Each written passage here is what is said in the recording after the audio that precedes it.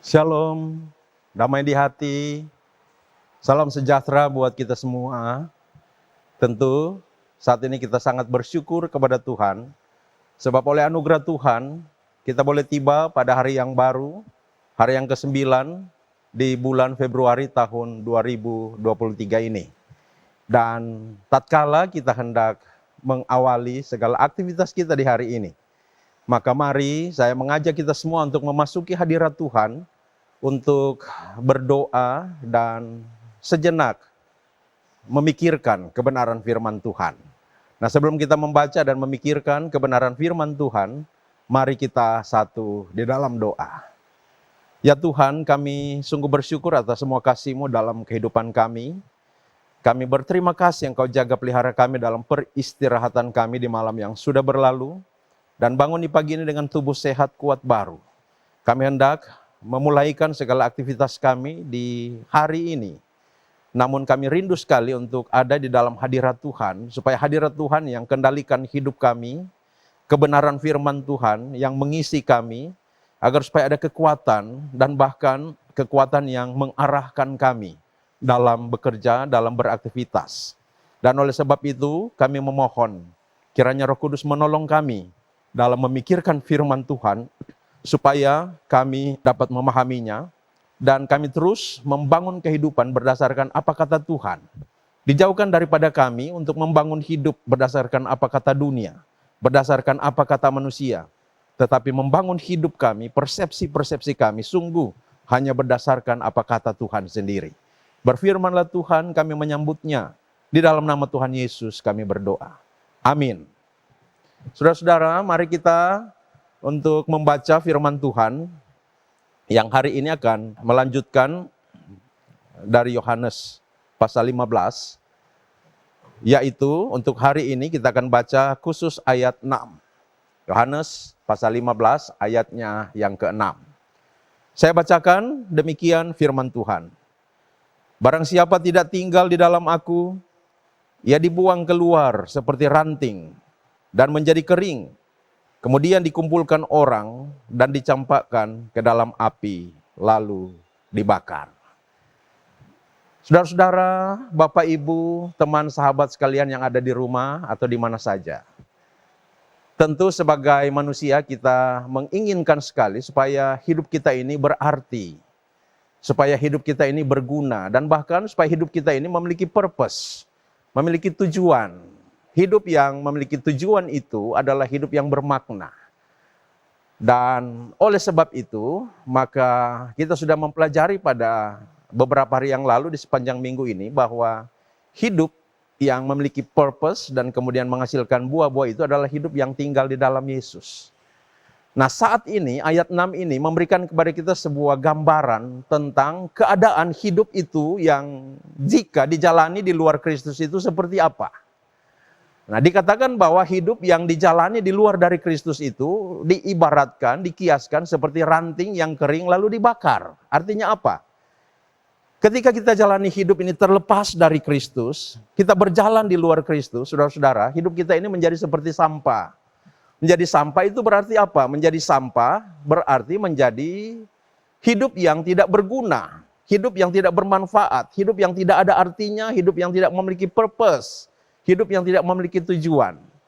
Oleh sebab itu, firman ini mengajak kita untuk melakukan introspeksi diri. Selama ini hidup kita itu seperti apa? Apakah kita sebagai suami memiliki kegunaan untuk istri? Sebagai istri, apakah kita berguna bagi suami? Sebagai orang tua, apakah kita sudah menunjukkan kemanfaatan yang maksimal bagi anak-anak kita?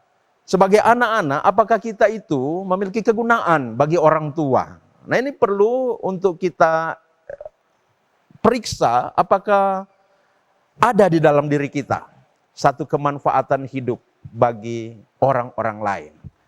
Nah, oleh sebab itu saudara-saudara, dari firman Tuhan ini mau mendorong kita agar supaya kita mari menjadi orang-orang yang berguna, orang-orang yang bermanfaat bagi keluarga, bagi banyak orang. Dan kemanfaatan itu akan terwujud ketika kita menghasilkan buah-buah kebaikan yang bisa dinikmati oleh orang-orang di sekitar kita. Suami menikmati istri, istri bisa menikmati suami, orang tua bisa menikmati anak-anak, anak-anak bisa menikmati orang tua. Menikmati apanya? Menikmati cintanya, menikmati kasihnya, menikmati pelayanannya, menikmati perhatiannya, menikmati pemberian-pemberiannya, dan seterusnya. Nah, itulah hidup yang bermanfaat bagi orang lain, bagi keluarga, dan bahkan bagi banyak orang. Sebab jika tidak demikian, kita ini menjadi seperti sampah yang tidak berguna. Nah, sampah yang tidak berguna itu adalah barang-barang yang tidak memenuhi lagi fungsinya. Ya, saya pernah lewat, mungkin saudara juga pernah jalan di Sumompo itu. Di sana ada yang namanya TPA, tempat pembuangan akhir. Apa yang ada di TPA situ? Televisi yang sudah bolong, gelas yang sudah pecah, piring yang sudah hancur, plastik-plastik, botol aqua yang tidak berguna lagi. Banyak sekali di sana.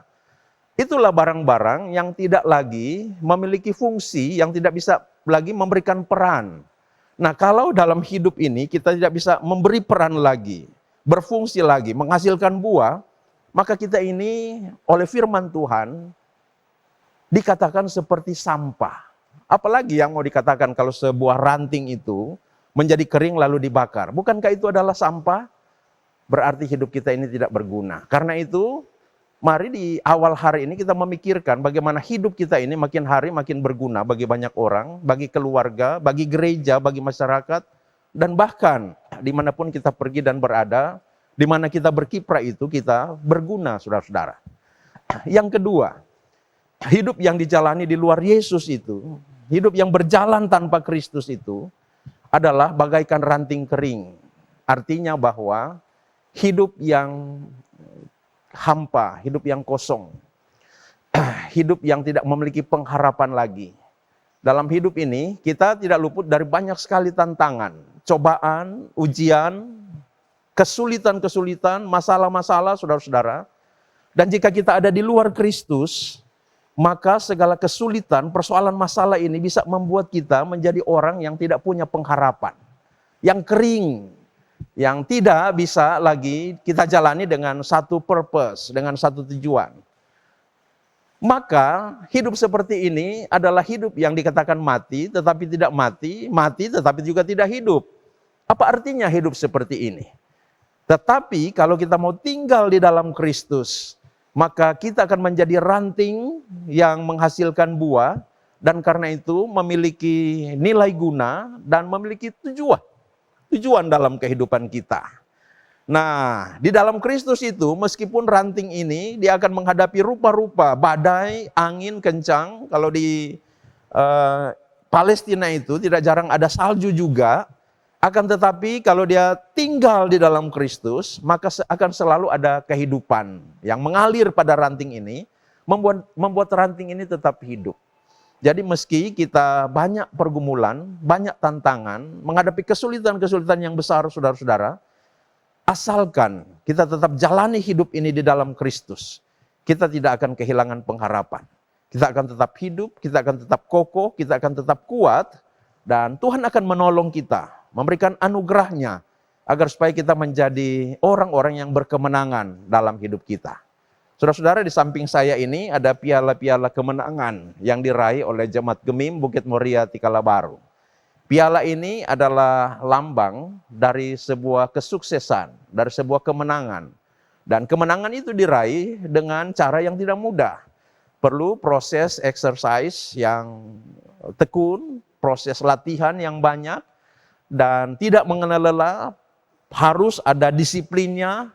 Dan karena itu akhirnya bisa bernyanyi dengan bagus sebagai satu vokal group, paduan suara, ya, baca mazmur dan lain-lain sebagainya, dan akhirnya dapat meraih kemenangan dan mendapatkan piala.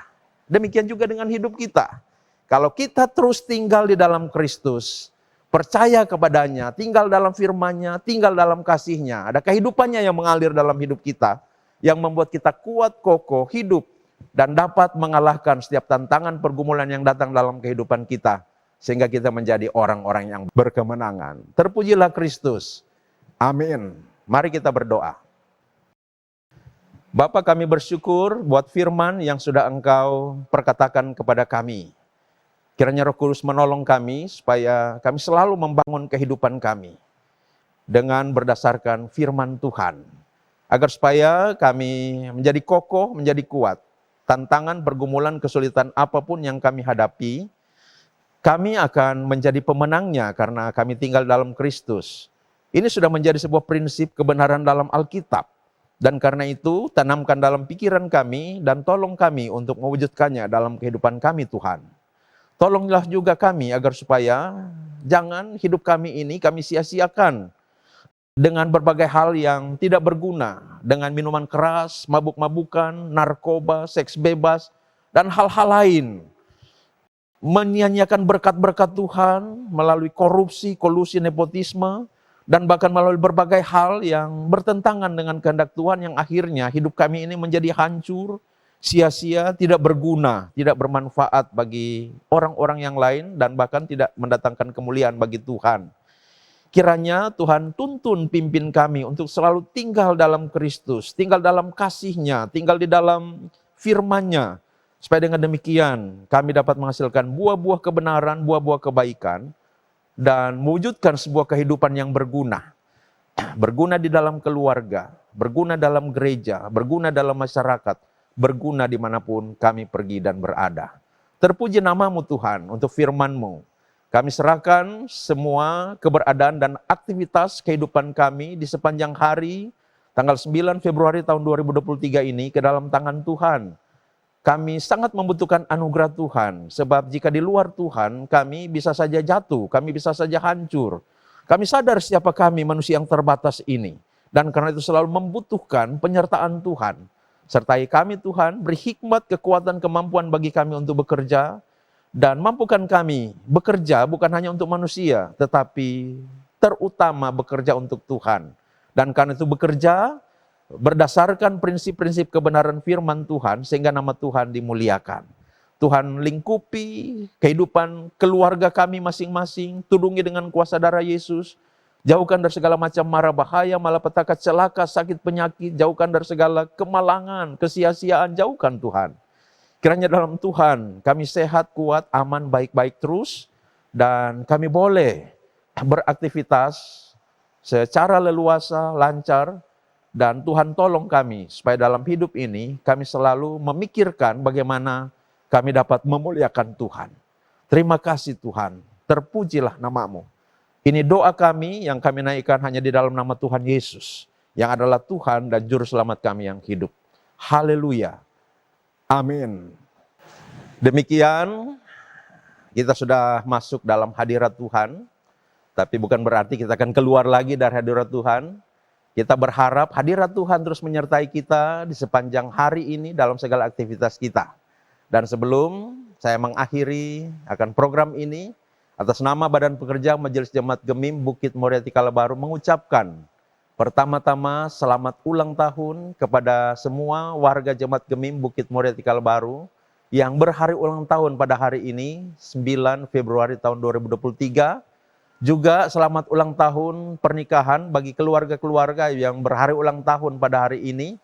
Tetapi juga Badan Pekerja Majelis Jemaat Gemim Bukit Moria Tikalabaru dan seluruh jemaat mengucapkan turut berduka cita dengan keluarga besar Ponto Bawiling yang sedang dalam duka cita.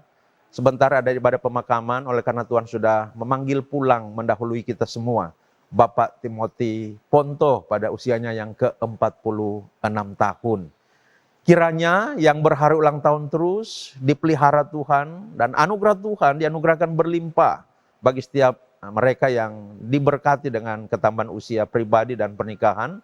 Tapi juga anugerah Tuhan yang memberi kekuatan penghiburan kiranya selalu dinyatakan bagi keluarga besar Ponto Bawiling yang sedang berduka cita. Demikian, selamat melanjutkan aktivitas kita di sepanjang hari ini. Tuhan memberkati kita semua. Shalom, damai di hati. Amin.